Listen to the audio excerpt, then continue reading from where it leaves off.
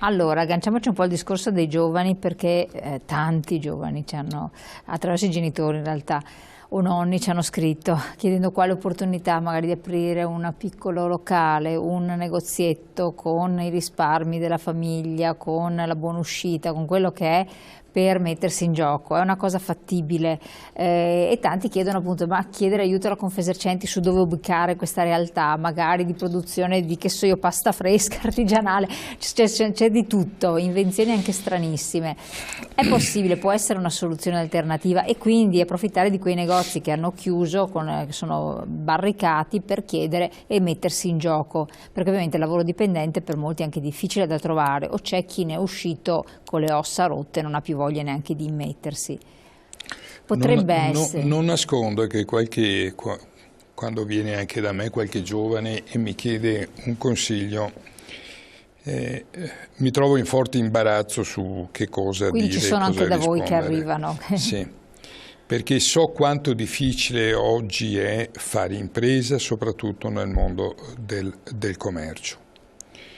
E allora, o è un giovane che ha già lui delle idee ben precise, fortemente innovative, ritornando al ragionamento di prima, ma se viene per riproporre o pensare di vendere gli stessi prodotti magari di quello che ha chiuso prima o di qualcuno che è a fianco, mi sento di dargli un consiglio di riflettere molto bene, perché o c'è innovazione su quello che sull'attività che si va a svolgere, innovazione, c'è formazione, c'è conoscenza di quello che si va a fare. L'improvvisazione ormai in questo mondo del commercio non funziona più. Ha funzionato fino a 10-12 anni fa, ora non funziona più. Bisogna avere una forte conoscenza e consapevolezza di che cosa si va a fare. Bisogna avere un'idea progettuale che sia innovativa. Allora, a queste condizioni noi accompagniamo i giovani dando tutto il supporto da un punto di vista della formazione, del credito, della consulenza, e allora possiamo accompagnarli. Però se c'è la sostituzione di una cosa che già c'è... Ma sto pensando, ad esempio, ne hanno parlato anche poi diverse riviste specializzate, giornali, il cosiddetto street food, no? Che adesso ha preso piede, sono ragazzi giovanissimi, in 2-3 si mettono insieme e aprono questi micro negozietti dove propongono queste cose, anche le tapas della situazione, adesso non so. Sì, ma gli street food stanno funzionando. Possono essere delle... E può essere una buona idea, una buona intuizione. È un lavoro che chiede sacrificio, oltre che idee, però oggi diciamo è il momento dei street food. Sacrificio cosa vuol dire? Sì. No. E restiamo sempre nel campo alimentare, perché è qui che si sta sviluppando, diciamo, l'interesse anche e soprattutto dei giovani nell'alimentare, nell'agroalimentare, bar particolari che aprono, va bene, nuove forme di vendita e di distribuzione. Diciamo che la vera innovazione oggi è avvenuta solo nella ristorazione, nell'alimentare, mentre per quanto riguarda i negozi, quelli dei prodotti tradizionali, lì non si vede molta innovazione. Perché? Come mai? Non sono perché da una parte... Mancano le scuole, perché io sto pensando, tanti escono anche dall'alberghiero e si pongono o vedono questi master chef della situazione, quindi diciamo che c'è tutto un movimento che si è creato con tempo. Perché intorno al cibo c'è un grande interesse generale, perché sanno che il cibo cattura interesse. Per quanto invece riguarda tutti gli altri generi, e qui il processo è un po' più complicato, nel senso che lì bisogna partire proprio dalla formazione dei giovani futuri commercianti. Devono capire bene che cosa significa fare impresa e i costi dell'impresa, devono capire come si può fare innovazione anche a vendere calzini o vestiti o questo cravatte. Viene insegnato, quindi questo esiste? Vede, anche qui noi siamo in grado di fare tutte queste cose. il problema è che non c'è domanda. Ah. Cioè noi abbiamo, l'offerta c'è. Se fai la formazione, diciamo, il corso per giovani cuochi, baristi, barman, la gente viene. Se fai il corso dove scrivi innovazione nella vendita dell'abbigliamento, non ti viene nessuno. Allora, qui perché non è ancora ben compresa da parte della stragrande maggioranza delle persone giovani, e non, perché anche i non giovani potrebbero essere interessati, sì, no, anche a quello che cosa significa fare innovazione, appunto, e fare innovazione nel commercio, quello tradizionale, come ricordavo prima, significa modificare l'organizzazione del lavoro, del servizio, delle esposizioni delle merci, adottare alcune tecnologie molto semplici come ad esempio lo specchio virtuale, ma assieme a questo ce ne sono molti altri, tutte cose che per lo più sono sconosciute ai commercianti. Allora o trovi dei momenti come la formazione dove spieghi come si può ripresentare il proprio negozio, oppure è un'operazione estremamente difficile. Infatti, no, ma effettivamente in tante città si lamentano poi la chiusura, anche l'associazione di Confesercenti, che è più vicino ai piccoli, no? Il negozio storico di Pinco Pallino, chiude. Poi tu andavi a vedere quel negozio storico, sì, chiude, però d'altra parte era il bancone, ancora il bancone di una volta, degli anni 60. Perché è storico. Con gli scaffali, con i pigiamini improponibili, sempre le stesse cose, invariate. Sfido chiunque, cioè vuole il coraggio, avrei avuto la cliente storica che però a un certo punto a lei un pigiama e una vestaglia durerà un po' di tempo, per cui sono delle sfide anche toste a tenere in piedi certe realtà, o col classico signore che ha 70 anni che pensa, insomma bisogna un pochettino anche... Sì, ma è indubbio, voglio dire che c'è anche una parte del mondo del commercio cioè, molto arroccata in certe posizioni, che non si è assolutamente trasformato. C'è una parte che ha avuto anche la capacità di trasformarsi, ma comunque fa fatica in questa situazione. Per la tassazione, indubbio. Perché anche qui dobbiamo dire una cosa, che è vero che il singolo commerciante o vende un bene talmente raro o fa un'innovazione talmente forte per cui anche se è da solo diventa un fortissimo attrattore e può essere collocato in qualsiasi luogo della città.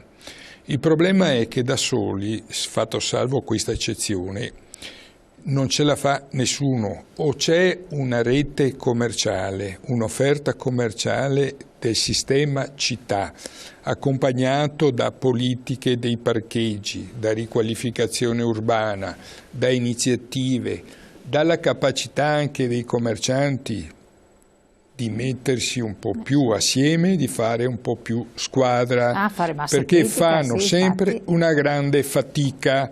E allora questo è un rimprovero che io faccio sempre ai miei commercianti.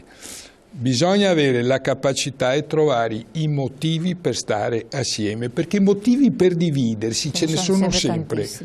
Di fronte alle difficoltà che ci sono, bisogna avere la capacità di trovare i motivi per stare assieme, perché l'obiettivo da raggiungere è più importante rispetto alla discussione su alcune, diciamo, divergenze che si possono avere anche su come si fa la comunicazione, perché poi si arriva alle banalità, no? Certo. Ecco, allora, questo è la più grande fatica che io ho sempre fatto, è stata proprio quella di mettere insieme, perché io sono ancora oggi convinto che se anche in questa situazione difficile c'è la capacità di costruire quelli che noi abbiamo definito i distretti del commercio, e cioè la capacità dei commercianti di mettersi insieme e diventare un unico interlocutore anche nei confronti della pubblica amministrazione per tutte le cose che possono e devono essere fatte,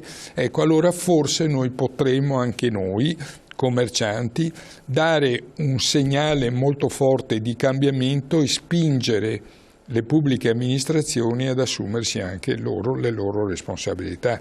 E quindi questo è un altro dato di fatto. Tornando poi al discorso di prima, attenzione che tanto c'è prima un messaggio che diamo la priorità ai telespettatori: a mio avviso se manca la testa il corpo va dove vuole, bisogna cambiare questi governanti burocrati schiavi di Bruxelles, tornare a sceglierci noi il premier a costo di andare a votare ogni 6 mesi, se devo morire voglio morire libero. Quanto dipende poi dal governo, certe politiche anche territoriali del governo centrale, quanto siamo condizionati dall'Europa sostanzialmente, secondo lei? Ma guardi, sulle politiche locali decidono gli amministratori locali. Ora il governo centrale ha la responsabilità in particolare delle scelte economiche di questo Paese, delle scelte che riguardano il sociale, l'istruzione, ma soprattutto diciamo dell'economia, per restare nella nostra materia. Poi le politiche territoriali sono legate alle scelte che fa, nella fattispecie, la Regione Veneto e i comuni. Se noi pensiamo a quello che è successo nei centri commerciali, qui non c'è una responsabilità del governo centrale. Il governo centrale ha solo la responsabilità di aver fatto quel decreto salvitalia del governo Monti di liberalizzare le domeniche e aprire 24 ore al giorno, va bene?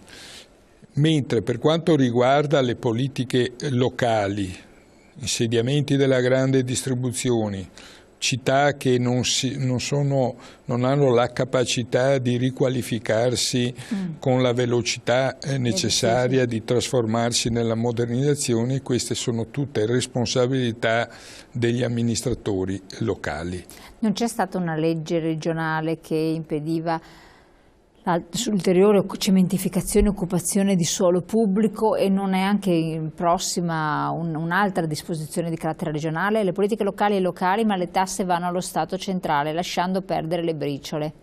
Avere un discorso di tasse, dopo vediamo anche sulla tassazione è un altro argomento rispetto alla... magari vediamo. In realtà è stata fatta una buona legge regionale per quanto riguarda la programmazione commerciale, proprio perché c'era ormai una consapevolezza che le città si stavano impoverendo delle funzioni commerciali con ricadute negative sul piano appunto economico e sociale.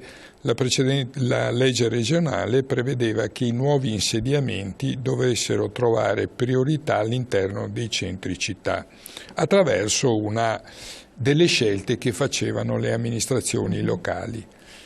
Purtroppo qualche amministratore locale ha recepito lo spirito della legge, qualche altro amministratore non l'ha recepita per nulla, per cui quello che sta succedendo, e cioè se partiamo da Verona, Ikea, ma non Ikea solo contenitore di mobili come c'è quello di Padova, un'area grandissima dove ci saranno attività di tutti i tipi. Va bene. Se pensiamo a quello che è successo di recente anche qui a Venezia, e poi c'è la volontà di continuare della Nave de Vero e adesso di un altro centro commerciale vicino alla Nave de Vero, però dicono grandi marche, dicono. Ma lì non ce ne sono tanti. Ecco, grandi marchi, allora questa storia dei grandi marchi che poi non arrivano, no? Allora giustificano le scelte che vanno a fare. Allora queste sono tutte scelte che fanno le amministrazioni. Si è posto un problema, giustamente da molti anni a questa parte e oggi, e dovrebbe diventare legge a breve, del consumo di suolo. Esatto. È una buona legge di cui noi abbiamo estremamente bisogno per limitare il consumo di suolo, perché i disastri li abbiamo ormai visti. Il problema è che anche questa legge, siccome non può intervenire sui PAT, vecchi piani nuovi, diciamo, formulazione dei piani regolatori, i PAT hanno talmente tanti migliaia di milioni di metri quadri già previsti che anche questa legge, nel momento in cui verrà approvata, dubito che possa portare meglio di niente comunque. Quindi praticamente non può agire su quello che è già stato... Agisce molto poco, agisce molto poco. Sì che siamo una regione dove c'è stata una cementificazione radicale veramente molto molto importante rispetto anche ad altre realtà. Quindi... Sì, ma infatti uno dei problemi che ci si è posti con questa legge si è proprio partiti dall'analisi del Veneto da un punto di vista appunto edilizio e si è arrivati a questa conclusione, però anche qui vengono sempre fuori le materie di competenza. Come può la regione dire che quel comune che ha fatto il suo piano PAT, quindi strumento urbanistico, non può realizzare quei metri quadri? E qui è sempre il problema di questo paese, no? Dove tutti giustamente rivendicano le loro competenze, e però forse ci sarebbe la necessità di una competenza più alta che a un certo punto definisce meglio anche che cosa significa avere responsabilità di governo nelle ricadute poi che questi amministratori fanno. Assolutamente. Allora andiamo in pubblicità, se cortesemente della regia mi fanno leggere l'ultimo messaggio che peraltro non abbiamo neanche letto, non lo commentiamo subito, però andiamo un attimo a vederlo. Quando si vota il sindaco guardare bene se vuole ristrutturare o costruire nuove opere, perché viviamo già in mezzo a cattedrali nel deserto. Quante case sfitte ci sono, potremmo dare da dormire a tutti i poveri immigrati eccetera che ne avanzerebbero pure. Dopo vedremo qual è la competenza dei sindaci oppure no. Pubblicità.